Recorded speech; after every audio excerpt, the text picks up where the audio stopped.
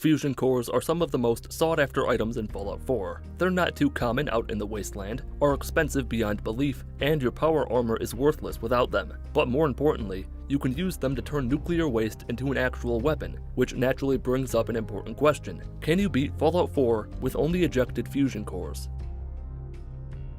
If you haven't dug deep under the intelligence perk tree in Fallout 4, you'd never know that rank 3 of the nuclear physicist perk lets you eject fusion cores from your power armor as a sort of timed grenade. Nuclear physicist itself requires intelligence of 9, and it also requires you to be level 26. So before I can unlock it, step 1 in my adventure to cleanse the wasteland with nuclear leftovers was to get to level 26 without attacking anything. I won't overhype it. For the first time in my life, I'll be nice and call it a learning experience.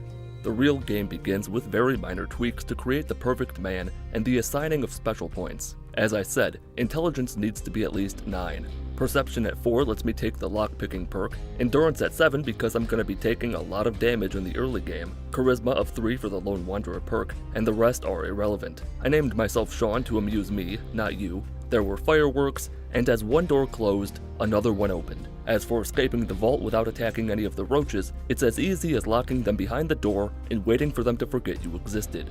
Out into the rest of Fallout 4, I headed home to get to work. In the past, I've harvested the remnants of Mother Nature's beauty to create a world of fences. After abusing that power for more than a year, I learned that some settlement items can be crafted in place over and over again without moving. But there's an actual exploit that dwarfs everything I've done before. All around Sanctuary are items, trees, baby fences, houses, cars that can be scrapped for their base components. You take these components alongside a few perks and craft wire fences or wooden fences or any item that costs next to nothing to craft. Craft as many as you can, and you can be at level 4 or 5 before you leave Sanctuary. The difficulty in past videos has been obtaining enough components to create objects on a large enough scale that makes it worth doing. But that problem dies today with the infamous item duplication glitch. Full disclosure, I loosely followed SuperbTube's video on getting this Fallout 4 Infinite Experience exploit 2021-2, hold on, gotta turn to page 2, work properly. It feels impossible to get it first, then you nail it once, forget what your mentor just told you to do, and f*** up. But that wasn't my first f*** up. To get the most out of this duplication thing, you want to craft statues made out of copper. Simple enough, except the blueprints for creating those statues are at Sega Ironworks. Luckily, I put enough hours into Fallout 4 that I could get to any location in my sleep. I set the waypoint and set myself off for Sega's Ironworks without any way to attack anything, without any armor, and with minimal supplies. Even on I can't believe it's not very easy, the creatures down around this way don't play nice. It was around the time I noticed the edge of the glowing sea that I thought to maybe check an actual map instead of assuming I was going the right way. Off by, like, most of the map, I got my wits about me, set a waypoint to the probably right objective, and crossed through the heart of downtown Boston, discovering as many locations along the way as I could to level up faster. Before I knew it, with all the power of a level 2 Soul Survivor playing on very easy now, just to be safe, I arrived at Sega's Ironworks and blasted through the doors. My medical supplies consisted of the essentials, 2 stim packs and 19 tomatoes. Most of the heavy hitters in the building were down on the main floor. The few guys up in the rafters didn't have enough time to hit me. After running through the metal hospital, I entered the sacrifice chamber and searched the trunk for my magazine. It was nowhere to be found, though I did snag the explosive bobblehead. Of course, you can see that the magazine was right there on the floor. This is a curse of watching a new show on another monitor and not really paying attention. Keep in mind, I'm a professional YouTuber. This is my job. Escaping the foundry took longer than breaking into it. Somehow I went in a circle in one room multiple times. Outside, the steelworkers who followed me outside forced me to use the one drug I found inside to successfully break free of their chains, run into the arms of a Mr. Gutsy, and return to Sanctuary, because thank God I don't really need that magazine to do the duplication glitch. Pick any item. I used concrete and steel, and drop it on the ground. Tap the scrap button a split second before you press and hold the store button. Do it right, and you'll get both menus to appear at the same time. Press A twice to scrap and store the item. The amount of concrete I have has now doubled. The possibilities are as endless as the amount of time it takes to sometimes pull off the inputs at the exact right instant. However, as we all know oh so well by now, exponential growth is a sick f***. It gets out of hand faster than you'd think. I'd gotten 15,000 concrete and 10,000 steel without meaning to. I didn't need that many, I only needed enough to fill up Sanctuary with whatever will suck up space the quickest. The statues add a nice hint of positivity to an otherwise dreary town. With the size bar filled, I broke out the wire fences and got back to the old grind. If you've got something going on another screen, you can sit there mindlessly pressing X and A to scrap and store the last possible object due to the limitations of how many objects can be placed in a settlement, and with thousands of pieces of steel, the experience is effectively infinite. In less than 20 minutes of building, starting with the statues and ending with the last wire fence, I gained 7 levels using what is unquestionably the worst item to use in this exploit. Wire fences don't give out shit. They're great at level 3, but at 5 XP a pop, you're looking at least 5,000 wire fences to reach level 26. Having mastered the exploit to the point of being able to pull it off at will, I jumped ahead a bit to the collapsing of the economy. Steel and concrete may be the backbone of our civilization, but it's oil that moves the market. One oil weighs 0.1 weight and is worth 4 caps on the open market. Vendors won't pay that, but it's worth far more than steel or concrete, and I can carry substantially more oil in the same pocket space.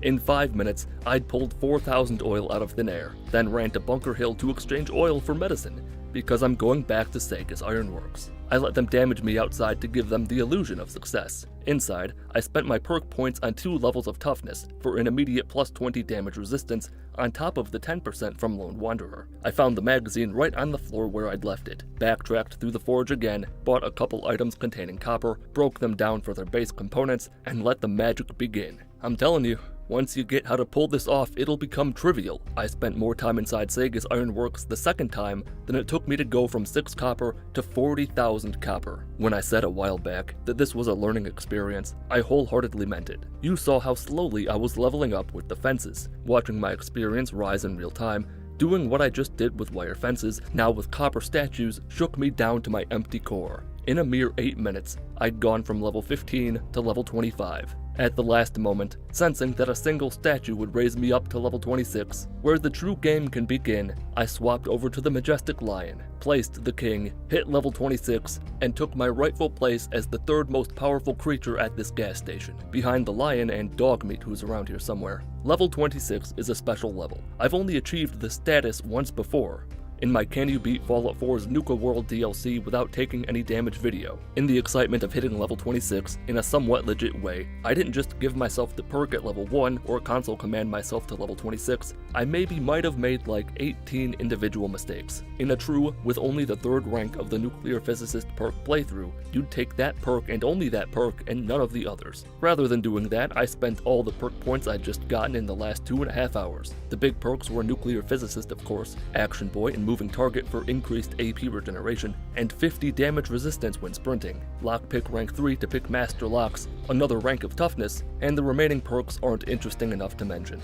You can see what they are on the poster, and none of them are combat perks. Now, finally, we're on to step 2. To use a fusion core as a weapon, you not only need a suit of power armor, you need fusion cores. I hacked into the computer inside the Museum of Freedom to find my first fusion core and ran away back to the gas station to duplicate the fusion core. It didn't work. It was only a shot in the dark idea anyway. I didn't need the power armor yet, so there was no reason to grab it. I had what I needed back at the Red Rocket. Dogmeat casually lifted all 26,000 of my leftover copper and lost interest in helping as soon as he saw a bug. I'm gonna ask you one more question. It can be rhetorical if you like. It doesn't have to be. If I told you that I carried those thousands of pieces of copper with my bare hands from basically Sanctuary to downtown Boston with the intention of taking it to Diamond City's market, but I got lost along the way, would you believe me? At Diamond City, I plopped a literal ton of metal on Artie's counter and asked him for his biggest batteries. He had 6. Myrna had 2 more, I stored my copper in a workbench, and went to Bunker Hill for a few more. Dogmeat met me there, did a cute little trick for attention, I banished him to Statue World, bought a legendary arm piece from Baldy, returned to the Museum of Freedom, entered my power armor, and couldn't figure out how to eject a fusion core. Make sure you have no grenades equipped, press the button to throw one anyway, and congratulations, it's got 5 seconds to live. Fusion cores ejected from power armor are generally pretty insanely powerful. The explosion and resulting damage to nearby enemies is on par with a mini-nuke, but on an infrequently consistent basis, enemies will not be damaged by the explosion. It's a similar problem I faced when playing Fallout 3 with the Nuclear Anomaly perk. Out in the Commonwealth, I used what remained of my fusion cores to clear the area for the Minutemen. Could not finish the job, so I blocked the doorway with my power armor and waited for Preston to help me out. The last remaining raider lacked the aiming skills required to hit me and the mental fortitude to hurt me. After saving Preston and friend, he ran straight for my power armor, forever dooming his family to a lifetime of not being helped by me. Before returning to that armor, I slept the days away at Sanctuary to allow the vendors time to restock their batteries, obtained half a dozen more, and in the safety of my armor I tested my fusion core against the most powerful and conveniently already found boss in Fallout 4, Swan. He had the advantage of the air being wetter than usual, while I had the advantage of being able to knock him on his ass with my leftovers. Between Cleo and Daisy, I bought 7 more fusion cores in Good Neighbor, leveled up once more for good measure, and laid waste to the Triggermen waiting in the entrance of Park Street Station. Somewhere in the depths of this subway station, I started feeling something inside me. Not a thing, a feeling.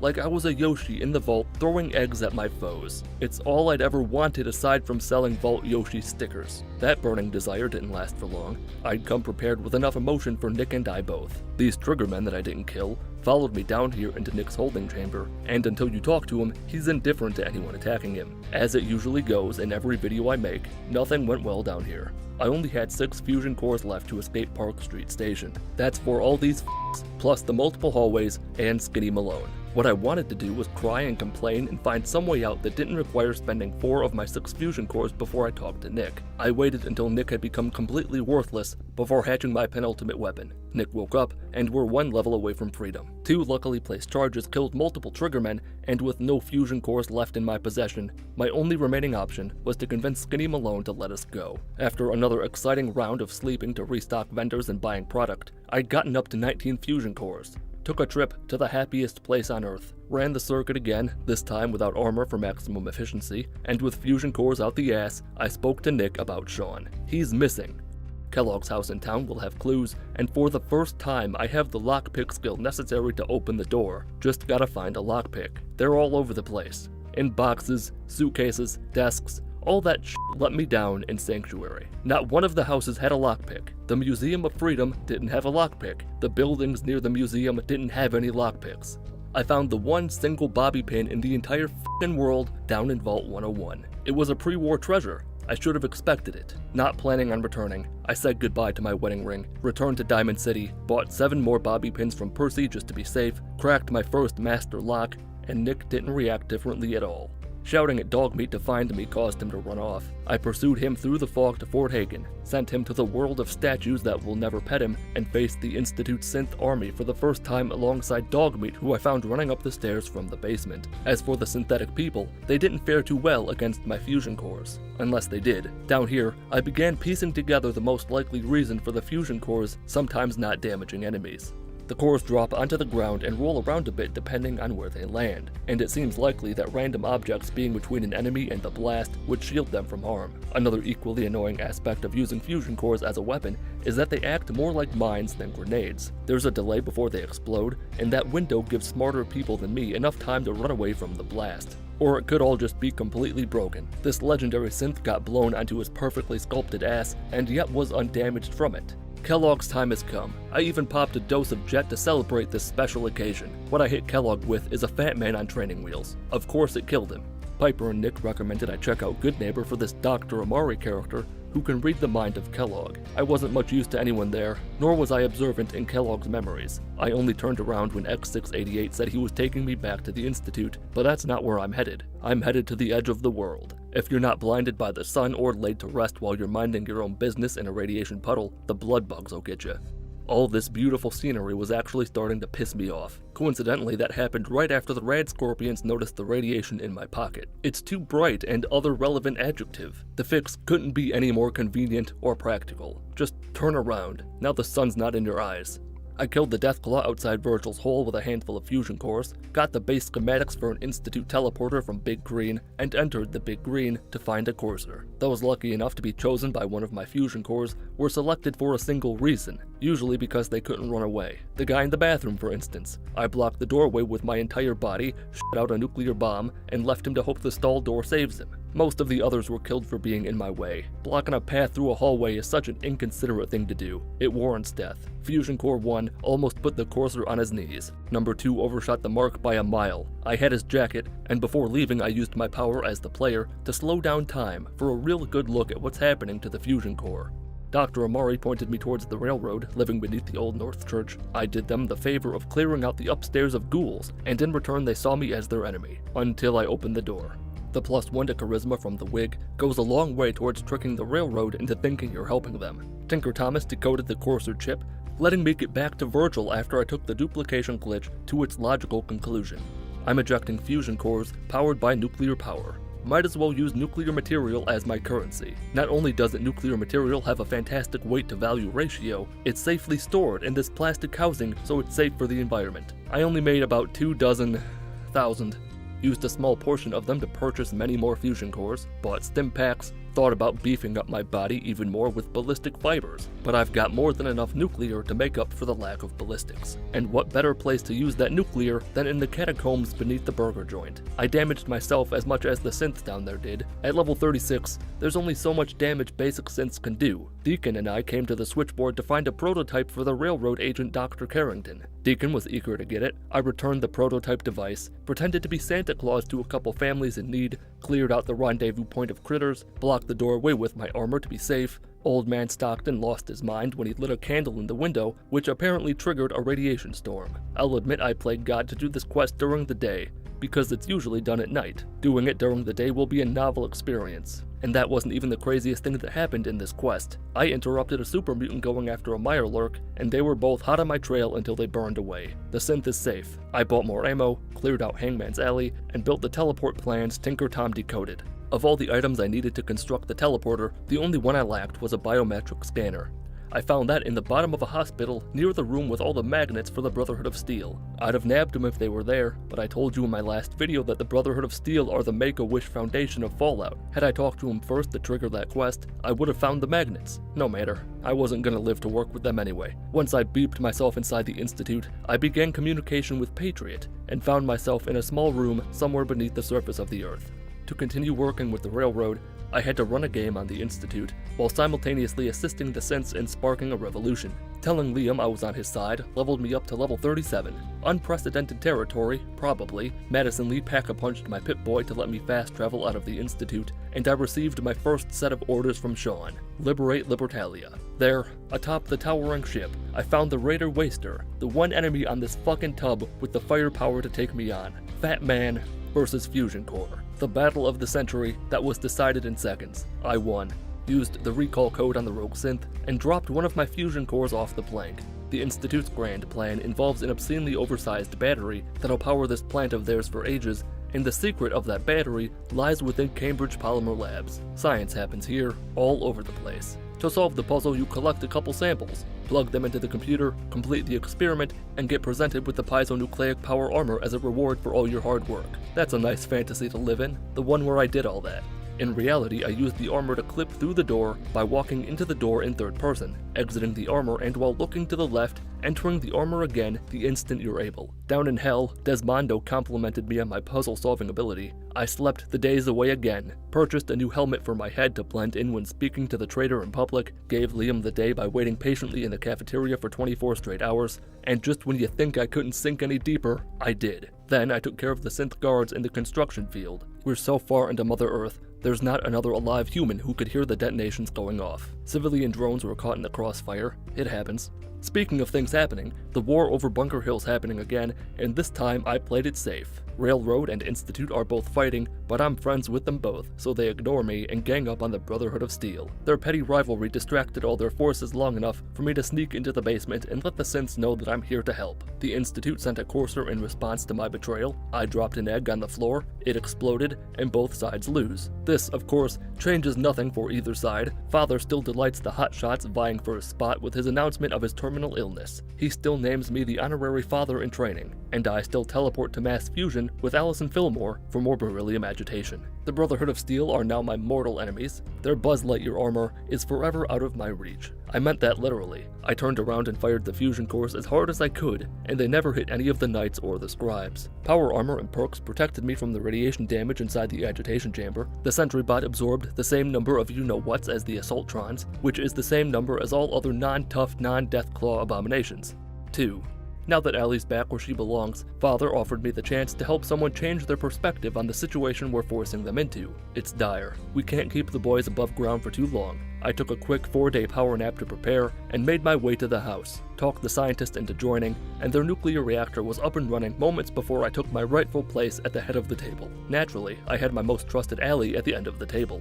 Not long after informing Dez of the upcoming Brotherhood of Steel assault, it happened. Of all the quests in this playthrough, clearing out the Old North Church gave me quite the headache. Multiple knights with Gatling lasers, multiple aspirants hiding behind destroyed pews to survive my blasts, and there's the Knight Sergeant with complete immunity from my nuclear damage. Then, to finish the job, we picked up what remained of the fight and brought it to their doorstep at the police station. Then I faced the Vertibird, one of the few vehicles in Fallout 4 I can't harm. My fusion cores don't reach up into the stars. Not that they had to. We stormed this base and liquidated their entire inventory for the bird to fly up to the Pridwin. There, I knew I'd find a healthy allotment of ammo for my body inside Proctor Teakin's safe room. It's possible more than one fusion core was inside at one point, but after clipping through the door and detonating a nuclear bomb inside a prison cell, there was nothing left to salvage. Our mission was a success, regardless of my own personal failures. The Pridwin lit up the sky with a display of fireworks. I let Desdemona know we're ready for the final assault, made room on the landing pad for everyone who would be showing up,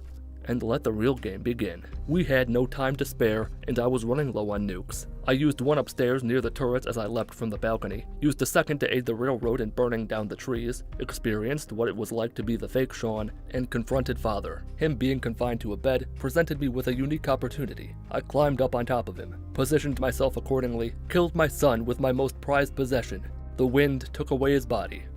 I donned the sea captain's hat, plowed through the Institute's Special Forces division, planted the bomb, and beat Fallout 4 with only ejected fusion cores. Crunches, when it crunches, that's why I love Nestle Crunch. The higher you crank the difficulty in Fallout 4, the more legendary enemies you'll find. But if you max out your odds by playing on survival past level 50, you've still got less than a 1 in 3 shot at any enemy being legendary, which is just pathetic. I like my games to be hard. Can you beat Fallout 4 if every enemy is legendary? I used the Legendary Enemies Only mod to make this playthrough happen. After installing the mod, all enemies across all difficulties are converted into legendary enemies. But there's a problem. A couple enemies have no legendary variants, like turrets. You'll never find a legendary turret out in the wasteland because Todd said so. But I think the both of us know the point isn't whether it can or cannot be done. It's about the journey, not the destination. Being left at the gas station on the way to Disney World will be a better story than anything you get from Disney World. With that in mind, I almost made the woman of my dreams. Her teeth are a little too white for my taste, gave her a good name, and picked my specialties. I'm going with the Idiot Savant experience tree this time. No building statues in place for infinite levels, or making Uncle Sam salivate by pulling oil out of thin air. Before leaving for good, I left the refrigerator door open. My husband and I ran for the vault. He had an accident, and I emerged from my pod, ready to get f***ed by the legendary roaches waiting for me. Or so you thought. Legendary enemies don't start spawning until level 8. Using a console command, I set myself up to level 8 to begin the actual challenge as quickly as possible. Enemies scale with you in Fallout 4. I have no extra equipment. I'm worse off now than I would have been at level 1. After a couple snafus involving Preston, his attackers, a bit of back-end work, and some patience, the legendary foes began to take the field, and it started off nice and slow with the elderly. They have a fun few effects applied to them. All legendary enemies have a chance to mutate and regain their health. In fact, being underpowered will make it more likely for them to mutate. You want to be a walking tank if at all possible. If an enemy takes significant damage and doesn't die, it'll mutate and activate a dormant ability. However, a named NPC that becomes an enemy will not become legendary, nor will it mutate unless you count dying to be a mutation. Another fun affectation of legendary enemies is legendary legendary loot, weapons and armor that can do all sorts of from dealing radiation damage to giving your gun a bottomless clip to making each bullet do explosive damage. It applies to armors as well. These can increase movement speed or give your liver an adamantium coating to take less damage when drinking chemicals, or even make you lucky. One of the first raiders I killed had an explosive 10mm pistol for me. That came in handy in the market when I got swarmed by ghouls. I of course had been training for this since late 2012. Classic zombies tactics. Form a train, blow it up, make a crawler, the next round begins when you're in the bathroom and you get stuck fighting for your life. Luckily for me, you can make a vertical crawler by disconnecting their arms. Despite the abundance of enchanted items spewing from everyone I kill, I still found myself getting my ass kicked in every fight I picked. That extended outside to fights others picked for me. Here I used a few of those perk points I'd given myself earlier to give myself the edge. What I got was a butter knife. I had nothing to make it through a legendary raider's power armor. I let him drop a fat man on the ghouls, I searched the bodies while he was reloading, and passed through the colon of Fallout 4 Corvega assembly plant. Inside were a bunch of scary looking guys who threw a non-legendary at me to disorient me and throw me off my game and kill me. I knew better the next time. I activated my aimbot and hit them where they sleep. On my way to Diamond City to search for the real game, I found Rufus and his friends. Didn't find any guns from them, but what my ears found were calls for help from a police station. That's Paladin Dance and his squad being assaulted by a horde of legendary ghouls. Dance himself is immortal, and I had the foresight to stand on a car and aim for the kneecaps. That tactic came back and bit me in the ass after the dust settled. None of the ghouls we slew together had legendary weapons. It wasn't a total waste. I looked marvelous with my sweaty face glistening in the moonlight. The light bulb did a dance in the office for me. I stole the station's medical supplies because my future wounds are more important than Reese's current wounds, and set off for ArcJet with Dance. One of the first world struggles of this run is deciding which guns and armor to use. Legendary effects are so cool until everything has a gimmick, then they lose all meaning and you're back to using whatever is the most effective. The explosive double Shottington devastates anything it touches, including both me and Dogmeat after a misclick near the terminal. The terminal let me reroute power and activate the rocket test site with Dogmeat in the firing chamber. I felt pretty good about that plan until Dogmeat ran towards me as the countdown started. He was smarter than we gave him credit for. He knew to do the shimmy with his paws to keep the heat from burning his little beans. Having successfully rescued the deep-range distress beacon, Dance invited Mother Mary into the Brotherhood, and I took on the raiders in a boat with a crank gun, just as Great-Grandpa Mitten did shortly before he got took by the dementia. At Diamond City, I saw that the security guards are another group who can't be legendary. With them and the turrets being the town's only defenses, I lured the legendary glowing mutant hound to the guards and let them battle it out. I didn't do much in the Great Green Jewel.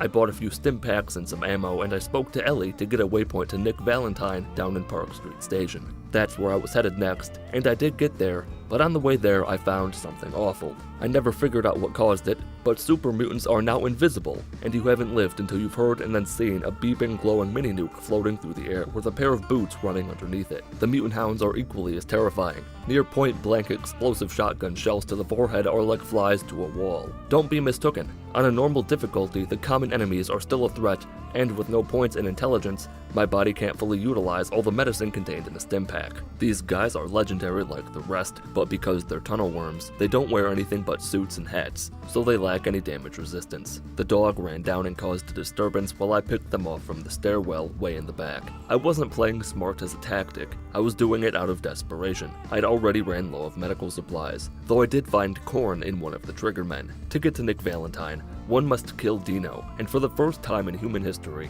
I didn't kill him with a sneak attack. With Nick safely under my spell, he covered my back while I searched the bodies for toys, and in a corpse I found a top-tier weapon in the wounding 10mm pistol. Bullet sponge enemies love their hit points, and a gun that deals damage over time works wonders against them. Now that Skinny Malone's jaywalking days are over, I spoke to Nick in Diamond City about my missing offspring. He's baby-sized, made noise, occasionally smelled of shit, hard to miss. McDonough's seen the kid before, had an affinity for breakfast cereal if I remember it right. Inside the house I found more clues about the whereabouts of my boy. Dogmeat's supposed to track down the scent, but I've known all along where Kellogg was hiding, westish. Just before entering Fort Hagen, I sorted through my inventory and got down to the bare essentials. From 285 pounds down to a reasonable 280. I'd need to be as lean and mean as possible to beat the army of legendary synths waiting for me inside. They pair well with any explosive weapon. their limbs can be blown off like a ghoul's. At a certain point, they lose all hope and just sit there waiting to be bashed in the nose. I tried to let Kellogg talk his way out of this.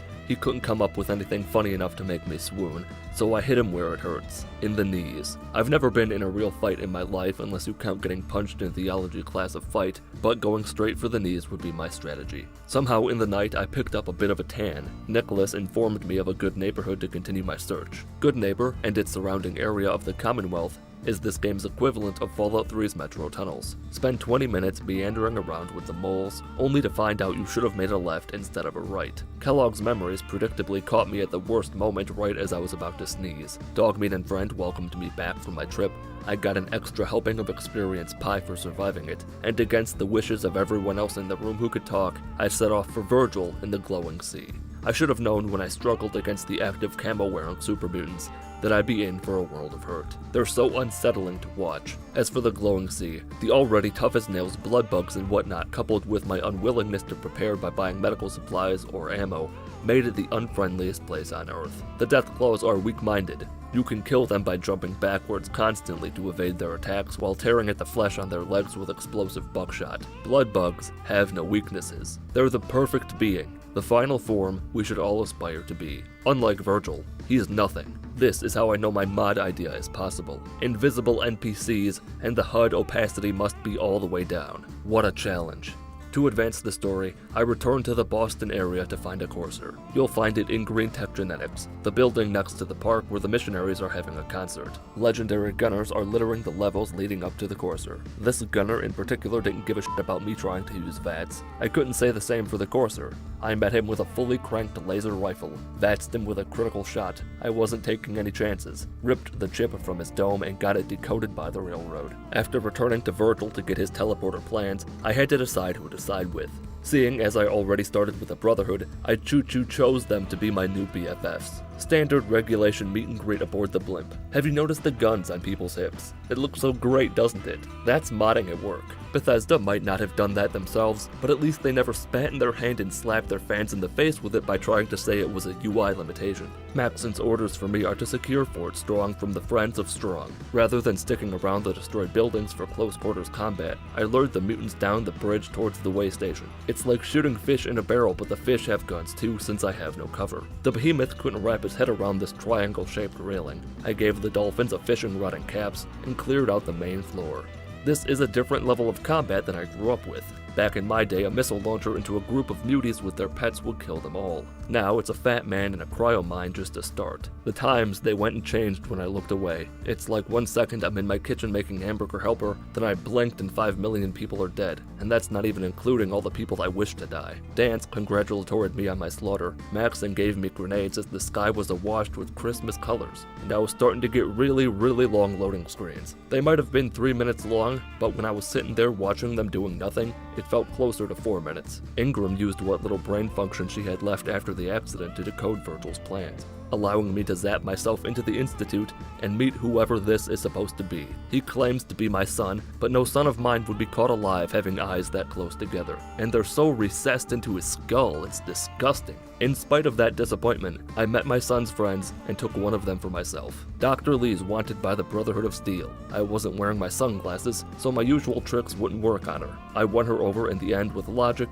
reason, and the threat of death, and under her tutelage, I did a few repairs for the secret weapon codenamed Liberty Prime. His knees need the most work, along with his weapons and personality. New knees are in the old abandoned hospital being used by mutants as a play place. In elementary school, this kid Austin, he punched me in the head in a McDonald's play place. Austin, if you're watching this, your mom's a whore. All Liberty Prime's lacking now is a good baseball coach and a few balls to throw. They're in the basement of the Stanley R. Mickelson Safeguard Complex, or Sentinel Site for short. A pack of feral ghouls are waiting down there to swarm the unsuspecting player who doesn't have a sacrificial distraction animal. This plasma-infused pipe gun, with help from gun damage increasing perks, made quick work of the ghouls down below. One of the children of Adam died with a nuka grenade in his hand. Naturally, I used it against his friends to secure the nuclear bombs for the Brotherhood, and traveled out to the forgotten land of low-resolution textures to execute Paladin Dance for being an Institute sympathizer. Morale has never been higher among the troops. We've learned that your best friend or closest confidant could be listening in on your conversations, eavesdropping for the enemy. Before Liberty Prime can glass the planet, the Railroad have to leave. Unfortunately for them, I agree with the Elder's directive to wipe them out. The Railroad agents have no legendary versions of themselves. Personally, I take that as an insult. Gonna show up in my video unprepared? I don't think so. I'm the only one allowed to do that. I blew this guy's cranium into next year and stuck a baby rattle in the throat hole. The upside to having no legendaries down here is named NPCs always put up more of a fight than the others. They have a reputation to uphold. I did as instructed. The train yard had been graffitied. The last component is the beryllium agitator in mass fusion. As I planned from the very start, I let the Institute know what the Brotherhood were planning. I broke into Justin's house and woke him up to tell him the enemy above ground are making moves against them. He instructed me to break into Ellie's house to spread the news. She didn't know how I learned about the fabled 4th phase of Del Boca Vista. There was no time to chat, we had to get the mass fusion right then and there. What slipped my mind as I was stabbing the Brotherhood in the back was the thick steel-plated power armor worn by legendary knights. I'm still more or less in the same outfit I was wearing when I met Paladin Dance for the first time, but my ideas have only gotten worse. Remember those 8 vertibird signal grenades Maxon gave me? I used them all in a desperate attempt to confuse the Brotherhood and make them attack each other. They didn't show up. I had no choice but to snag the keycard, run for the elevator, pop a stealth boy, and hope for the best. Dogmeat stood steadfast by my side, silently snarling at the Institute as they blew the conduit and crashed the elevator. He got scared when it was time to attack. After grabbing the agitator, 3 impossible robots have to be killed, 1 legendary sentry bot, and 2 legendary assaultrons. Have I mentioned I have like 2 stim packs? I pulled out my super ultimate last resort Hail Mary mega move, Jet to slow time, Med-X for damage resistance, Psycho for good measure, and my trusty explosive shotgun. I died. That's too many moves to keep track of. I scaled it down to Jet and a gun that causes wounds. As time slowed, I could land dozens of shots, each of which deal 25 damage over 5 seconds on top of their base damage. For the Assaultron twins, a fat man would suffice. Having brought the Institute the key to infinite power, the story drags to a halt as you're back to retrieving a rogue synth with a courser. I didn't have time for that. I loaded an old save from the 15-second long window in time between when I had the idea to betray the Brotherhood and when I decided to betray the Brotherhood. Had to do all of mass fusion over again, but I'm not fighting those metal monsters anymore. Ingram's fat ass knocked the elevator off its tracks. I fixed it, left her and Dogmeat to deal with the attackers, used the same tactics as I did the last time to retrieve the objective, and went to meet Father in the Institute. I got as far as the teleporter pad, which had been sealed off to the entrance. Father felt the power of online anonymity flowing through his vocal cords. Ingram and I powered up Liberty Prime, and she dropped bombs on all the legendary synths and whatnot in her way. The special effects applied to them made no difference to Miss Prime. Most of them, my teammates too, used their primary weapons over the weapon added by their legendary status. Some take advantage of their better guns, just not all. That doesn't impede their ability to take a walloping. I had the idea in my head that a bottomless SMG with 1,000 rounds would act like a win button against the synths, but it didn't in the dramatic overkilling fashion I'd hoped. XPS 20 burned the shit out of Elder Maxon, but fell in seconds to the guy who plays games on a real gaming machine like an iMac, and I rode up to greet Father for the last time. I told him I was annihilating his life's work because I can. As an insult, I killed him with radiation, put an early end to the few coursers and Institute scientists fighting for their cause in the reaction chamber, rigged the bomb, told the kid his mommy doesn't love him, nuked the synths, and didn't beat Fallout 4 with every enemy being legendary.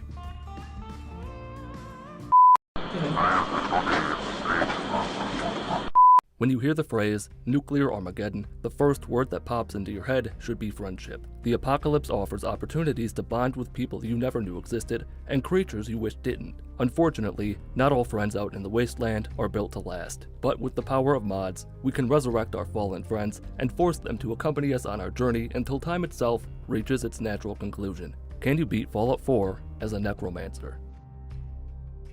The rules are dead simple. I can't attack anything directly, only corpses I've reanimated and rigged with string to act as my companions can attack on my behalf. This is accomplished with a combination of modding and console commands. The mod name here mod allows you to have an infinite number of companions while also letting you claim any NPC or wasteland creature as your new friend. I used the resurrect console command to bring the fighting spirit back to dead bodies. Unfortunately, there are some glitches here and there. I installed a few mods to add extra beasts into the wilderness. In the interest of full frontal disclosure, I did go a little too far. UFOs are one thing, but I draw the line at dolphins with guns. Nobody's evolving under my watch. Regarding character creation and the finer points of attractiveness, I had in my mind the image of the perfect father. I'm talking, of course, about Nigel Thornsberry, father of the daughter who can talk to animals in the cartoon. That's not this video, but I used my last good name joke when I named myself Necromandy in my New Vegas Necromancer video. Special stats, gotta have luck of 5 for the Idiot Savant perk. Intelligence all the way down complements that perk by increasing the likelihood of getting 3 times XP anytime XP is rewarded. No tricks to gain XP, no magic to power level myself. I'm not a magician, I'm a circus. Sean daydreamed about the great beyond. The Great War began. I looked great in the vault jumpsuit, and I emerged from the freezer ready to take the world by storm. For my first act of resuscitation, I chose my recently deceased wife as the target. Fallout 4 runs on a more advanced version of the creation engine than Fallout New Vegas did. As a result, mods, console commands, the game as a whole operates differently. Targets that have never been alive can't be resurrected. Sometimes you walk into a building and there's a dead lootable body on the floor. That character was never alive, so you can't use them like a puppet. Nora isn't really an example of that. She's single and ready to mingle between dimensions. She woke up, took a step out the cooler, stepped back inside, and succumbed to lock-in syndrome once again. She'll be fine. There are roaches here I can waste 10 minutes trying to lure into an electrical trap to kill them since, as a necromancer, I can't attack them myself. Killing them with sparkles is a game of chance. All you can do is stand around absorbing blows, hoping a lightning strike slams into one of the roaches. Then, after they all die and you get your Pip-Boy, you go back to claim your prize and they've all despawned because this is a Bethesda game. The void ate my babies. Outside, I ran straight towards the sanctuary knowing a family of flies had moved into a once good neighborhood. I had a real-life fly buzzing around in my mouth, bumping into teeth and stuff. Watch part 9 of my Halo 2 Let's Play from June 2014 if you want to hear that story. Codsworth killed one of the flies, I brought the fly back, claimed him for my own, and he was immediately cut down by his brothers. He was in the prime of his life. I couldn't believe my eyes, and they couldn't believe my brain. Chickens are among the modded creatures added by my ever-increasing desire for companionship. With no way to attack to instigate a fight, or a command and control interface to order all followers to attack a target at once, I stuck a gun in the chicken's pocket, then stole it back to piss it off. The coward ran off. I couldn't catch it, so I set off in search of more death. The 2 pre-mades in the pavement didn't respond to my CPR. I took a rabbit just like as a goof, he hightailed it out of there, and I entered Concord ready to hang myself. Up some signs saying friendship wanted. It was here, in the heart of town, I learned how this mod works. Resurrecting someone and saying let's a go doesn't convince them to come along. You gotta resurrect, perform the abduction, reset the actor to restore their free will, go into their inventory to re-equip their weapons and armor, then tell them to follow you, and it's that simple. It just works. I did this for you every single time I took anything or anyone as a companion. I'm not gonna bore you to death with the details of doing that every single time. I just want it to be known that you can't spell suffering without you and I. I played around with the difficulty a little bit too. The companions aren't as sturdy as one would like. They're a bit underwhelming in the defense department. However, people still have dominion over animals. A raider and I rolled up into the movie theater. They killed every mole rat living under the parking lot, and slowly my numbers grew. In place of the on-screen health bar for each companion,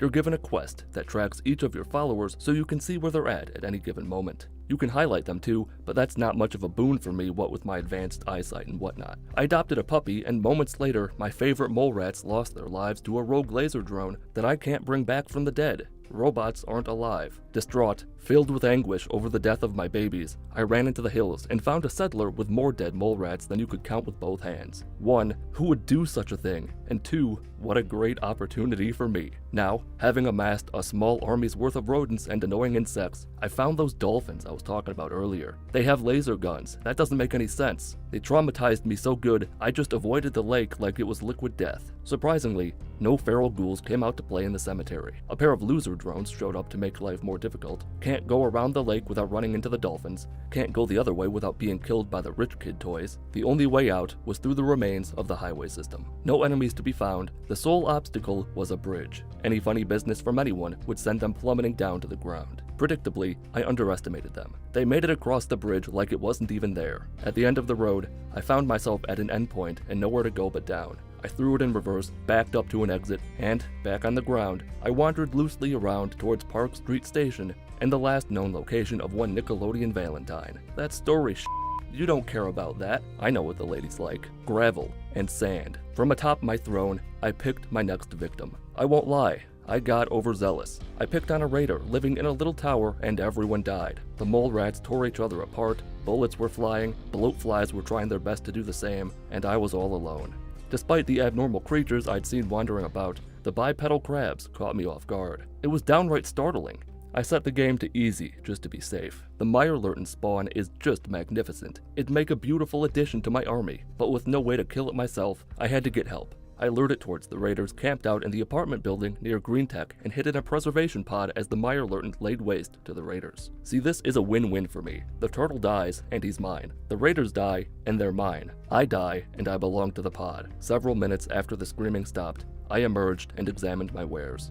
The Meyerlurk had killed just about everything, and the lurk itself was barely hanging on. He chased me over the bridge through the wood, even deeper into raider territory, where he finally gave in to temptation and let me take the wheel. Overflowing with rage from having no outlet for my newfound power, I found a bigger bridge than the last one and watched my pet end someone else's.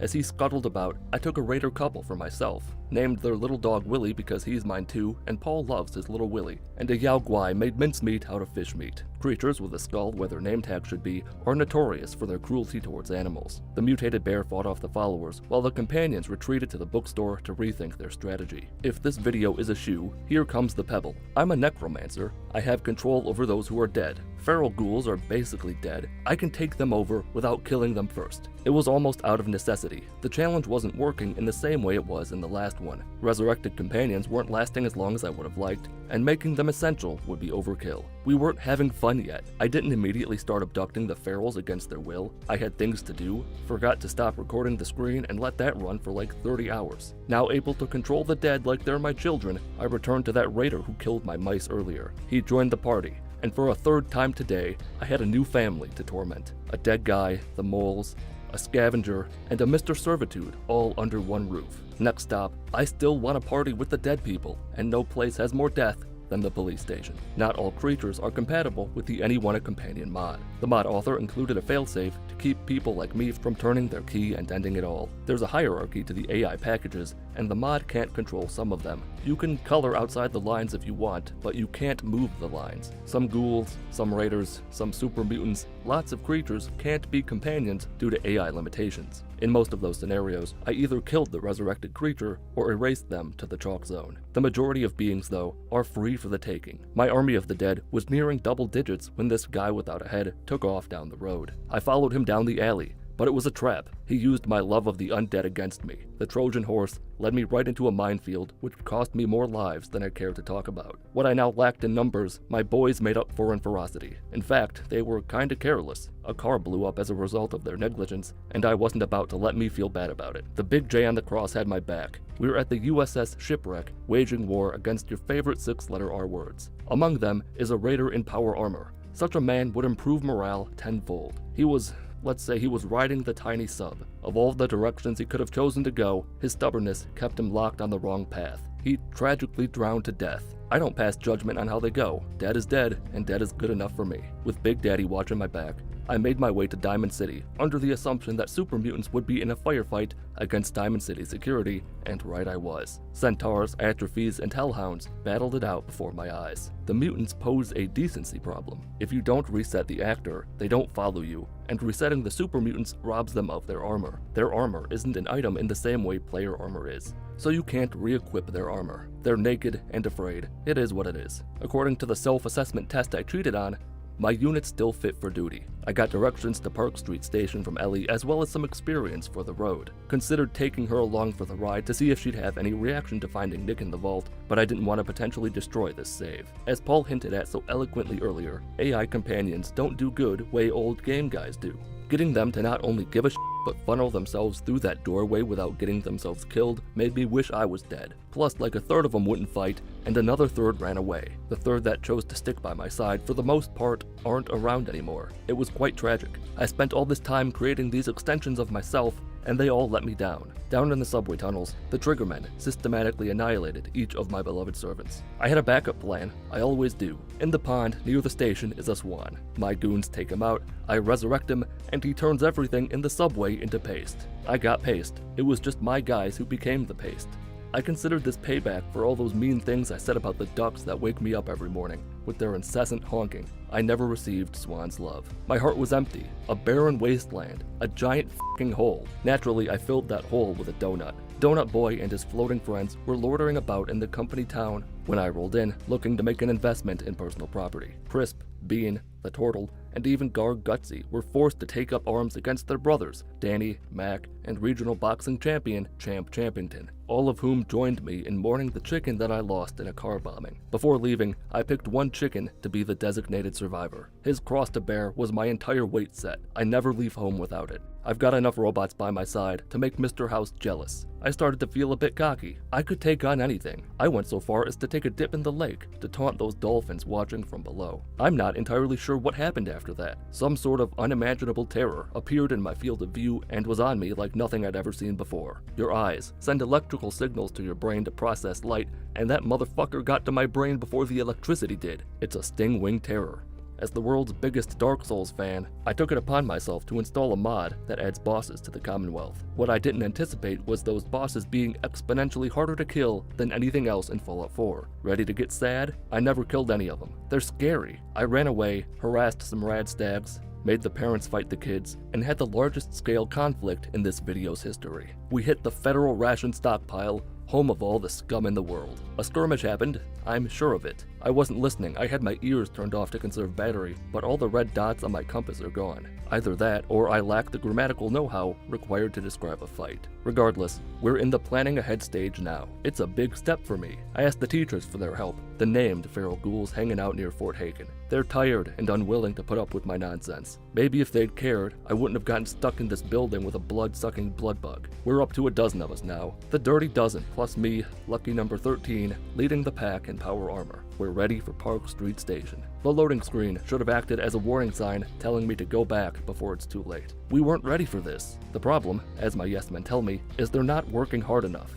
My companions are not doing enough damage and are dying too quick. They need my help. I happen to have a red-stained baseball bat on me. Look at just about any Necromancer ever, and they've got more tools on their belt than just the electric paddles. They've got a scythe or a wand or a baton or a stick or a slightly bigger stick. I'll have a dislike comment in the comments you can like if you want to dislike the video. The stick acts as a wind sail on the boat that is this challenge, and as he who sucks wind for a living once said, follow the wind wherever it leads. For the wind, it do not lie. Being able to attack enemies now means I can kill them myself to add them to my army without one of my companions taking damage during the exchange. I didn't outright murder many creatures, it was more about setting them up to die. I'd really hoped to take Kyle of accused of being a synth in Diamond City fame with me, but the twinkle in his eye told me he should stay put. I wasn't in Diamond City for anything important, just medicine. I was going back to hell. I've long since lost track of how many times I've tried the Park Street Station raid. This time I've got offense on my side, and, more importantly, this is where the real game begins. At the very least, every dead Triggerman in the subway is another soldier in my army. Another bullet with my name on it. My raiders died. My mole rats died. My poor Mr. Donut, I sat on him and crushed him a long time ago. Rabid dogs and super mutants are dead. Champ is still hanging around somewhere, you just can't see him. But I had all the adult, sophisticated servants working together in perfect union. I had ass, and a lot of it. And the Triggermen, as the name implies, know their way around an automatic weapon. By the time I opened the vault door, I had more suits than I could fit in my closet backing me up. By the time we passed the second loading screen into the heart of Park Street Station, I had nearly 24 companions. Using my stealth skills, I snuck each of my men into position around Dino, stood up, and they turned him into Swiss cheese. Sadly, he's stuck in this place forever. Having finally found Valentine, I let him lead the way through the vault's back exit to preserve the lives of my Triggermen. In retrospect, not using the bat from Word When was a mistake. I could have saved a lot of time by killing the Triggermen myself earlier on. I think it's worth it. Now I've earned this moment. Never has anyone turned Skinny Malone's entire family against him and brought that family to end his life. I should point out that I'm not a violent man.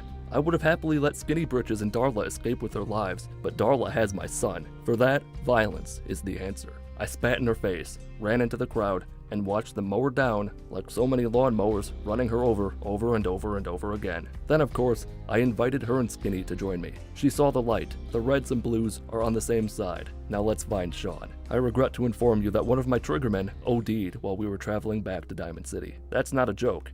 He was alive when I fast traveled, and when we got here he was dead on the chemical table. You know what they say about loading screens in Bethesda games? It's longer than you think. Years have been taken off my life in the quest to get my ass in this chair to explain to Nick where my son's gone. He thought it a good idea for him, me, and 26 of my closest friends to all go search Kellogg's 240 square foot apartment together.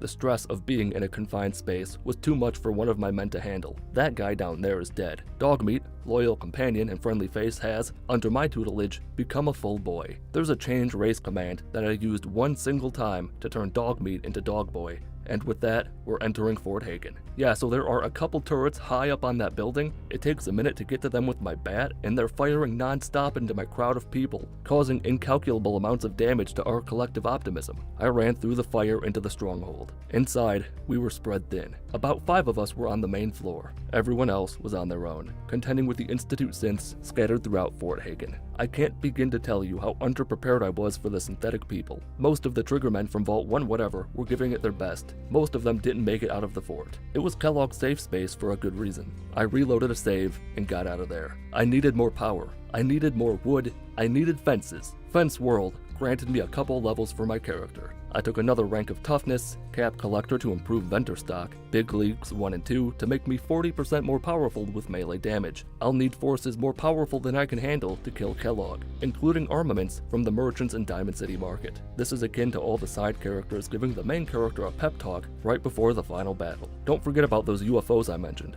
We're still going to space, but for now, there's a lizard in Concord that needs to be beat to death. The triggermen cleared out the Museum of Freedom for Preston, I snagged the power armor, lured the Deathclaw from his hole, and let the war break out. Triggermen fighting the Raiders, and a Deathclaw arrives to kill everybody. It's a fairy tale ending to the story. Almost. Deathclaws are locked. Other hindrances were upsetting. This just made me mad. Kellogg's f***ed now. I'm going to the big green sea, and I'm not coming out until I glow in the dark. A few miles south of No Man's Land, I saw him. A super mutant behemoth bitch slapping a Deathclaw. It's that big brain at work. Speak softly and carry a big stick, or better yet, don't talk at all, rip a fire hydrant out of the earth, and smash lizards with it until your heart gives out. Now he's all mine. A super mutant behemoth is mine to control. I don't know where I went wrong. I did everything by the book, and then star of the new hit Pokemon game Arceus, ancient Pokemon god, sensed trouble in his forest. He killed my Nicolas Cage and double-domed me to death. At nearly full health, it got an instant animated kill blow on me. This place is for the birds. Me, a Cazador, Mr. Cage, and this mosquito are getting the f*** out of here. I hope you're ready for everything to get weird. As I fled from the white god of the forest, I ran into a trio of cosmic squid sailors, and they're everything I've ever wanted in a pet. Just look at them. The shape, the form, the function, the sturdy base. I'm getting carried away. Let me come back down to solid ground. The cosmic squids put their educated tentacles to good use at the Mirelurk Razorclaw Cove. They're fantastic additions as well. Squid 1 went to the big pineapple in the sky when we crossed into Raider territory. I was right there, I just couldn't figure out how to get my stick through the fence. It was literally my worst nightmare come to life. I fast traveled back to Fort Hagen for attempt 2, and Nick Cage f***ing fell to his death when we got there. I sat on my ace in the hole on the drive over here, and now the entire table can tell I'm adding my own cards to the deck. It isn't fair. Here I decided that regulation wasteland creatures aren't resilient enough to stand up for what I've got in store for them. Where, oh where, are the super powerful monsters? Nuka World, the DLC for level 30 characters, aka characters 20 levels higher than me. I'll sacrifice my entire armada for a handful of bad motherfuckers and not wipe the floor. I'll rip the f***ing floorboards out and use them as a splint in my leg when I inevitably suffer some horrific injury in Nuka World, because just getting there is a victory. I stuck to the very west edge of the map to avoid any settlements or enemy spawns on the way to the Nuka World entrance. It's guarded by a high-level Assaultron, a legendary gunner with a name, and a bunch more gunners. Holy shit, look at that thing. I thought that was like a tent or something. Mesmerizing doesn't do it justice. Starstruck is a better word. I couldn't believe it. The dome was airborne, and for once I wasn't talking about my own. My monkeys opened fire and I walked into it and got torn to shreds. Unexpectedly, My troops shot the bitch down out of the air in a matter of seconds. Then, from the fire, the likes of which this world may never know again, rose a quadruple of alien puppets with laser guns and funny-shaped heads. I didn't want them, I wanted their mother. For that, I reloaded a save to before I alerted the UFO, crouched down real low to the ground as I could, and climbed over the rocks towards the ship. My arms wouldn't reach, and the risk of waking up the disc by jumping was too great. I couldn't do it, so I stood up, and the UFO was already dead. The only problem was, the instant I resurrected it, it got away from me. I cheated. I used the player.setScale command to make myself big and grab the UFO. There she lies, the door to the rest of my life. In my way are the Assaultron and its gaggle of cohorts. I strolled through the pearly gates, summoned my minions from the underworld, and told everyone, I know there's a war, but just remember, have fun with it. The Assaultron with the spooky skull in its name turned out to be a thorn in my side the size of Delaware, and I was unaware that the gunners guarding the entrance would have a flying saucer of their own. All of my everything else never stood a chance. My UFO was supposed to rain down death from above, distracting the enemies with a dazzling light show, while the aliens and cosmic squids slapped the gunners into my awaiting loving arms. The best laid plans of Rat and Tui often go kablooey, and as the owner of the Ratatouille X Mitten Squad Discord fan club, I should have known it would cost many arms and many legs to get through the baffle gates and into the Nuka World Transit Station. The prizes waiting for me in this veritable heaven are more than worth the price of admission. Once more into Dante's Inferno, into the last liquid abyss I'll ever know. Live and die in the drink. Live and die in the fantasy. Obstacle uno in Nuka World is a gigantic middle finger. To get out into the wilderness and tame the beast therein, you must survive the gauntlet, a series of traps, tricks, minefields, explosive gas, and automated turrets designed to kill just about everything because the power to the rail car's been shut off and the elevator doesn't work. I've survived worse, but my mates couldn't survive the ordeal. I didn't speak Spanish just a minute ago to prove my massive intelligence. It's the name of the card I pulled out of my hat to go back in time to just before I entered the train. I needed the power armor I left in Concord. I've got some funny business to attend to, and I'm not talking about the gift shop. It's simple. I used the power armor to clip through the wall inside the Nuka World Transit Station, and the gauntlet has been bypassed. All sorts of stupendous creatures are living outside the theme park. Ants, bloodworms, I think my friend's hamster had those one time, gator claws, crickets, rats, plus whatever comes from the creature mods I installed. I beat the mangy rat to death. A Bunnington bouncing around brought me back to my center, and I just sort of meandered. See, the story is to take over the individual amusement parks within the Cola Kingdom, but ever the opportunist, God decided all the operators in the park can't become allies. Not the named NPCs either. I've got the blood of Moses flowing through my veins. This I've known since my pastor dunked me in the water all those years ago. And like Moses, I'll just round up all the f***ing animals myself. Now I said animals, but I assumed I meant actual animals, not filthy, vile scum communistrons. Better dead than red, being dead's too good for them. The fact that they're just guys in costumes means nothing to me. Lady Justice doesn't see so good anymore. But God bless her, she still doles out punishments like she knows what's going on. Just look at all this justice. All these bird cages ought to tell the government we're sick of their shit. Say no to birds.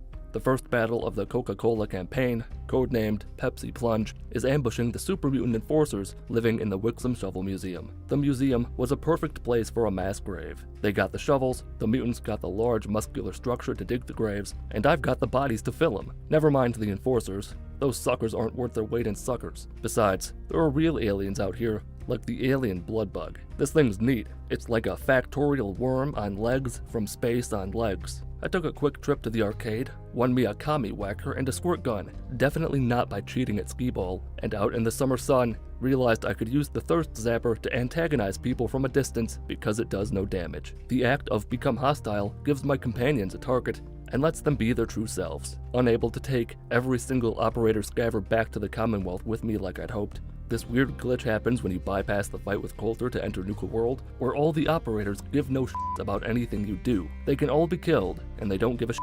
They're locked. I'm a grizzled street tough, and even I'm shaking my head at the senseless waste. It's rewind time. I want my family back. We're going west, to greener pastures where the fields are dead. The corn hasn't grown since communists moved in next door. With them added to the squad, I took that big a ways back, and forgot that I still needed a way back home. There's no strangeness I can call on to bring me back. The robotic communists aided me in slaying this giant Mirelurk and its kin, and with that, it's time to go. Outside of Deathclaws who've already proved immune to my persuasion techniques, who else could we possibly get? Let's go home. Power's still off for the train. Huh, that's an issue. Let's go kill somebody. His name's Coulter. He's the monster waiting at the end of the gauntlet. I can't go through that place in full, but I can cheat by clipping through the introductory sequence with my power armor. On the way back to the station to deploy my plan, I played God by setting the clock forward. Boy, my guys really didn't like that. Calamity struck someone's heart like a bolt of lightning spat down from heaven and sparked a civil war amongst my army. The cricket battled the communists. The neo-humanities got torn apart by the Mirelurks. The UFO is about 50 levels too high and refuses to take orders from me. The rabbits got caught up in the crossfire, and I decided to let this reach its natural conclusion. I blocked the way onto the bus with my power armor and let them all fight to the death to determine who is the true companion. In a shocking twist, it was the cricket who survived. After finding the fence and passing into the heart of the gauntlet, I grit my teeth and let the plowing commence. I won't waste your time on the gauntlet. I made it through the majority of it before finding myself outside. If you run straight to this area with power armor, you can clip your way almost right to the Coulter fight. Then you just douse him in fluid, give him the stick, and now Paul is over, boss, but my family. Shannon is still out there, wondering when I'm gonna find him. Well, I'm not. Perhaps I'll come back to this challenge one day, but that's not today. I won't leave you in complete darkness. Do you remember the Fork Barbarian? He's gonna have a friend soon, and I've seen the ultrasound. His little nuclear football is gonna make a lot of grown men very happy. Oh, dude, 4 strength, 4 stam, leather belt. There are thousands of ways to modify your weapons in Fallout 4, but it's not a perfect system. For example, you can't put a sniper scope on a 10mm pistol and make it a plasma scatter gun that uses mini-nukes. But what if you could? Can you beat Fallout 4 with the Impossible Gun? Back in April, Mitten Squad turned 9 years old. But here's the thing, I made Mitten Squad when I was 16, and on May 15th, I turned 26. And you know what that means. We can officially celebrate 10 years of Mitten Squad on a technicality. And what better way to do that than with the release of the Fork Barbarian's cooler older brother, the Nuclear Fork Barbarian made by Makeship. The plush is on sale now for $27.99. This is a limited run product that will only be on sale until July 1st. If you don't buy one by then, it's gone forever. Just to be upfront with you, I'm not talking about any one specific gun. Impossible Gun refers to what happens when you combine the Any Mod, Any Weapon mod with the Enemy Weapon Randomizer mod. You yourself can create just about any weapon you can imagine, while enemies will spawn with weapons more akin to something you'd find in Borderlands than Fallout. It's a beautiful nightmare adventure through and through. Unfortunately though, it doesn't apply to melee weapons, which is a crying shame. I really wanted a 10x scope, laser attachment, and to strap a fat man to the end of a bat and make it go Nagasaki with every swing, maybe in another life. The story of Mr. Impossible begins in the bathroom, as all great stories do. I went with a preset character. Looks don't matter when your very existence questions reality itself. But like they say, perception is 9/10 of reality, and my perception is a little bit off. Regarding my specialties, I made some unorthodox choices, which would upset my extended family given what religion they follow. Then the bombs fell. I tried my hardest not to be on the platform, briefly became Mr. Freeze, dead spouse, and escaping the vault as usual. I'm gonna jump ahead a few minutes because it took a bit for me to get this mod to work. Don't worry though, you didn't miss much. We're just inside the Museum of Freedom now, and the madness has begun to get its ass in gear as the weirder weapons are starting to appear. Gotta point out that I can't mention every outlandish weapon I get my hands on. We'd be here for ages. Just be a brave little individual and let your eyes carry the load for you. Oh, you can't carry things on your eyes? Sucks to be you. After speaking to everyone's favorite gravy, I headed outside to dispatch of the raiders and the other assorted riffraff with both the power of enthusiasm and this weird-ass thing that spat fire. Turns out that I can be one-shotted by the Deathclaw. That's a shame. It took me camping in this building while I spat fire through an open window because lizards aren't allowed indoors. With it dead, I was off to the police station to find the once and former Buzz Lightyear. These Neanderthalic puppies managed to kill me once, which surprised me. Completely randomized weapons doesn't mean they're all gonna be good. In fact, a good number of them aren't. I did make a quick stop to play in the sewers like I did in North Carolina as a youth, as well as end a bear.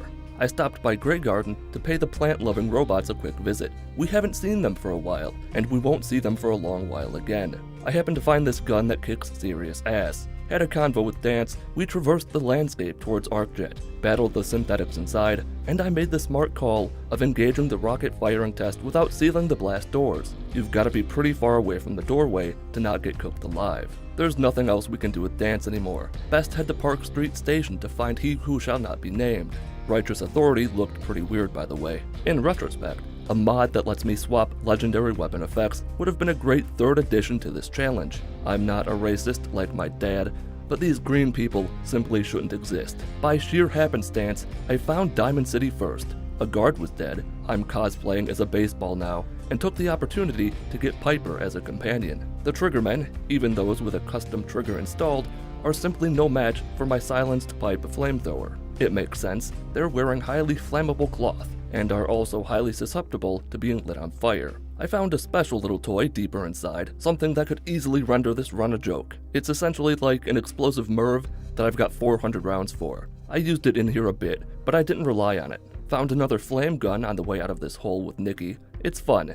Just ask any burn victim, and if they say otherwise, they're lying. This is actually a really fun challenge, and I'd recommend you try it if you can install mods. Though sadly, as I said, it doesn't apply to melee weapons. I wanted to put a scope and a laser sight on a bat, damn it. Skinny Malone and Darlene, dude, they burn so bright and so beautifully. Back at Diamond City, I spoke to the broken man, got the key to Kellogg's house, instructed the dog to go dog go to heaven, I'll be there soon, and headed out to Fort Kellogg.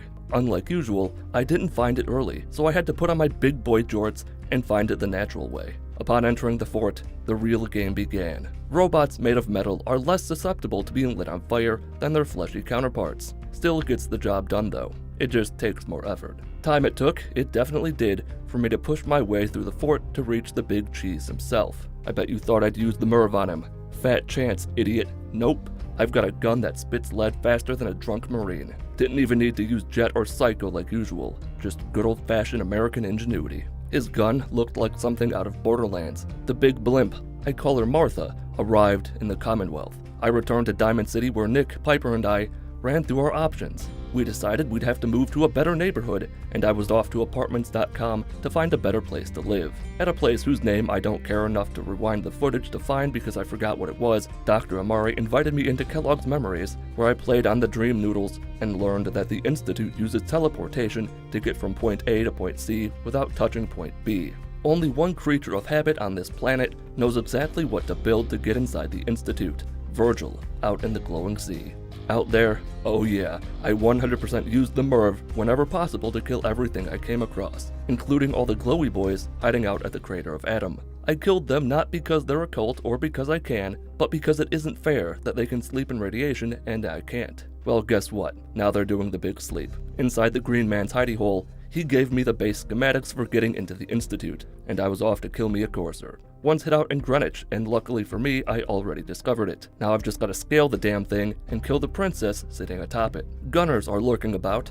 In some runs they gave me trouble, but this gun is godly. I worship it. I die for it, just like all the things it made die for me. Slowly, and without the aid of Shirley's ass, I persevered through the various levels of this tower and approached the courser. He didn't stand a chance against me, and neither did the hostages. I took his chip, gave Piper a better coat, and went outside to the roof to see just what this MIRV can do. It's effectively a real nuclear warhead, not one of the babies. Back in Goodneighbor, Amari examined the chip, told me I'd need help from the folks living under the church, so I found the church, eliminated the ghouls therein, and had the railroad examine the chip on the condition that they get to keep it. Fine by me. I'm not a chips guy anyway. I'm a Cheez-Its man. From there, it was back out to the glowing sea to get Virgil to give me the plans for Phase 1 of Operation Go Blink Yourself. After that little stunt, I was off to continue my work for the self-righteous military. Guns are their thing. They're the logical choice. First stop, Dance and I will be taking a ride on Martha as we fly up to the Prydwen to meet Father Maxon. His first job for me was to get acquainted with the folks on the blimp, then clear out Fort Strong with great intensity, and I'd be happy to oblige. Naturally, I cleared out the first trunk with the MIRV. It made quick work of them all. Unfortunately, I could not use that tool inside the facility. For that, my favorite fast-firing gun that fires fast. Though I did attempt to use it in the basement just to see if I could, but I couldn't survive the powerful blast in close quarters.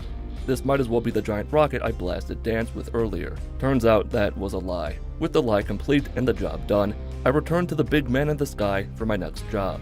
Now, it's finally time to get my ass into the Institute. I told Max about the plan, gave Ingram Virgil's painting that is definitely not fridge-worthy, and built the base component of the molecular zapper. Just before that, as I was traveling from the bird to the base, I got slapped on the fanny with a 5-minute-long loading screen. That was fun. Following the construction of the base, I generated generators out of thin air, connected the dots to route the power to where it wants to go, stepped on it, and like some sort of voodoo magic, I got inside the Institute. Once inside, I met Father, my son, for the first time since the last time, and for the first time in Mitten Squad history, took the quest route for getting Madison Lee on our side. She wants proof of what happened to Dr. Virgil. Gotta get your way into the FEV labs for that proof. I handled it with unfathomable beauty and grace, like a human bidet. I implore you to get one. Get wet, get wild, buy a bidet today, and have an adventure tomorrow. Once inside, I found all of Shrek's babies all grown up, stuck in test tubes. Sucks for them.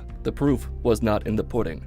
It was on a terminal. With Madison Lee satisfied, I had to meet all the Institute leaders so Lee could upgrade my Pip-Boy to let me get out of here. Didn't see that one coming, even with the help of my binoclears. Then, because Uncle Paulie is a good Christian boy, don't ask how an uncle can be a boy, I gave Virgil his serum that would render him a man in due time. I never came back to check on him. Next, Ingram takes a turn for the worst. Poor girl's running on empty, and not in the way you think. Her batteries are running on empty, mine too. Luckily for us both, there's a facility way down south that's got magnets capable of fixing her legs. Of course, I'm actually talking about Liberty Prime. He's the large individual who needs knee surgery.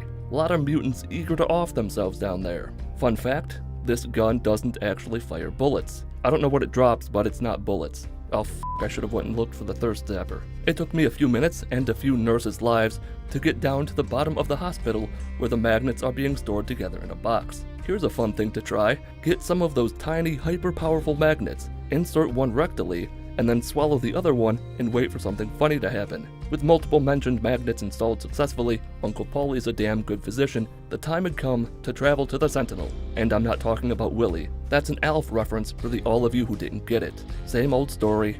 Aunt Merv carried me on her thick shoulders all the way through Greenland. I decided to use Kellogg's favorite gun down there just because I can. It fared well against all the dead guys. Those bullets do look exceptionally large.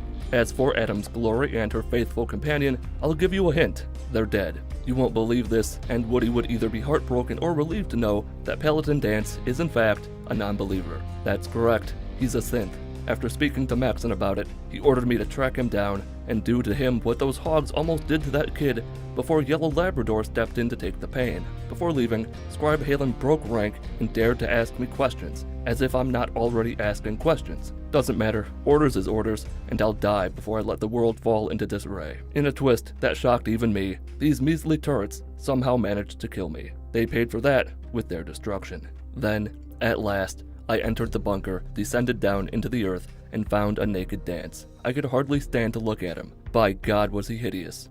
I approached him and did what some people call scorched earth, but I prefer the Covenant from Halo's terminology of glassing him like he was a planet, and if he was made of sand, he would have been glass. Back in the sky, I informed Maxon of a job well done. He congratulated me for performing this task successfully, and I spoke to the captain on the deck below. He had an exceptionally special job for me. Sorry, Thomas, there's no room for armored choo-choo trains in this world. The railroad's gotta go. Once again, I went to the Old North Church to lay waste to all the inhabitants inside. I started, and this is gonna blow your mind, with those upstairs, as they had to pay dearly for existing in my world. I lit them on fire with my dragon breath. At least I did initially. Didn't fare too well in there when I tried that little maneuver on them. I could have used Aunt Merv on them, but that would have been overkill, and this is a place of God. A long since dead one, but still. Instead, I returned briefly to Kellogg's Borderlands gun, as it could one-hit KO even the railroad agents wearing the coats. Downstairs, I used a few grenades on them as well as a missile launcher for a bit. Then this weird-ass sniper-type gun that reloads with shotgun shells. In the inner sanctum, I made a few attempts at sending in the ant to do my dirty work. The plan was to blast into Pam's room like a rabid freight train, then use the wall as cover. Some attempts later, I swapped over to whatever the hell this thing is. Like some undiscovered species of caterpillar in the Amazon rainforest, it might not look good, but it's damn effective. Pam, sadly, died when I turned her entire room into the second nuclear holocaust. I sent all of their forces down to the big train yard down below. Back at home, The captain thanked me for doing what had to be done. I spoke to Proctor Ingram about how exactly we should go about reaching the end of the line. We're not heading there yet, we've still got work to do. That made Paul sad. Then, I stocked up on as much ammunition as I could afford, despite taking the perks to increase the amount of ammo you can find in containers. That made Paul happy. Actually more like eager to slay bitches, but that's pretty much the same thing as far as I'm concerned. We're headed to mass fusion. Since, loitering atop the surface of the mass fusion building. The machine turret I had in the bird was surprisingly effective at destroying them. Once we landed, we fought through what remained inside. Then I snagged the key card to get into the reactor part of the building deep in the basement. We took our place on the elevator and began our descent. See, I had this scoped gun of some such that was fully capable of killing each synth in one shot. So instead of using a stealth boy and hiding like a scared dog, I used a stealth boy and attacked like a feral dog. Having a perk point left, I used it to unlock the expert lockpick skill to open this door, specifically to avoid riding the elevator again. Then I parkoured my way from platform to platform and headed down to retrieve the beryllium agitator. Radax, Radaway, a bit of thievery, and you're ready to face the sentry bot and then the Assaultron twins. Take a guess at what happened here. I'll give you one guess. Okay, now I'll give you one more. Did you get it? You better have, because there will be a quiz later. With the agitator stored somewhere safe, I rode back up, cleared out a few more synths, and returned back to the airport knowing that I'd done good and prepared for what's to come, which would be unlocking Liberty Prime's full potential. We are ready to march to CIT ruins now. Just before heading out for realsies, I decided to console command it up. Don't worry, I made a backup save, just to see if my Aunt Merv could take out Liberty Prime. Much to my surprise, the old girl didn't even flinch. I tried in vain to assist her in aiding the synths that spawned along the way, but there was really no point. She attacks before I can. Before long, we found ourselves at CIT, down in the innards, a twist of sorts. Fate did a bazinga on me. My equal was lurking somewhere down below. Someone seemed to have a weapon that matched my Aunt Merv, perhaps her estranged husband, who left her because he wanted to be her little bunny rabbit, and her his Lenny, but she thought he was a sick freak. There's a way down through the tunnels on the left where Ingram, Maxon, and I could attack from a different angle. Sadly, I couldn't find Uncle Rasputin's weapon. Inside the room with the scientists and monkeys gave me more trouble than I'd expected, even with you-know-who's help. Somehow, the massive blast didn't kill as many people as I'd liked. I, however, had this nifty little thing that fires insanely fast. However, another someone, had a big explosive weapon, so I swapped over to a missile launcher. Eventually, our forces entered the vicinity and started mopping the floor with these chumps. In the main chamber, you already know. Then, I had to see off Father before he began his great journey. In a poetic end for my son, I killed him with his kidnapper's gun, then proceeded to make my way to the reactor chamber, where I fought through the Institute's toughest and last remaining forces before planting the explosives and teleporting to safety. For reasons I'm still not sure of myself, I agreed to let the little come with me. We teleported to atop a building, we nuked the Institute, and I beat Fallout 4 with a multitude of impossible guns.